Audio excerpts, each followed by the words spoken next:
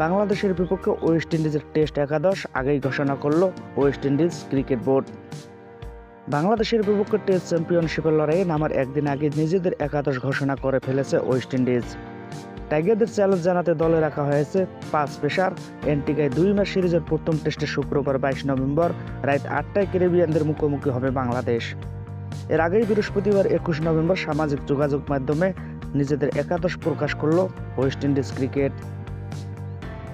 বাংলাদেশের বিপক্ষে 2.5 বছর পর ঘরের মাঠে খেলা 2 টেস্ট জয় পেয়েছিল ওয়েস্ট ইন্ডিজ। এরপর ঘরের মাঠে টেস্ট জয়ের আর দেখা পাননি ক্যারিবিয়ানরা।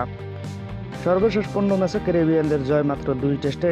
এবার বাংলাদেশকে সামনে পেয়ে জয়ের ধারায় ফিরতে অমুক্ত হয়ে আছে তারা। এজন্য বাংলাদেশের বিপক্ষে ঘরের মাঠে অতীতের রেকর্ডেই আশা জোগাচ্ছে ওয়েস্ট ইন্ডিজ খেলোয়াড়দের। গেল 1.5 দশকের ক্যারিবিয়ানের দ্বীপপুঞ্জে বাংলাদেশের বিপক্ষে খেলা 6 টেস্টেই দাপুতে জয় পেয়েছে তারা। অবশ্য ওয়েস্ট ইন্ডিজের এবারের দলে অভিজ্ঞের চেয়ে অভিজ্ঞ ক্রিকেটারই বেশি। কেসি কার্টিস, জাস্টিন গ্রিভস বাংলাদেশের বিপক্ষে নামার আগেই খেলেছেন মাত্র 2 টেস্টে। মিকাইল লুইস 5 আর কাবেজ হব খেলেছেন 60 টেস্ট। এছাড়া অনেকে এখনও ম্যাচের সংখ্যা 10 পেরোয়নি।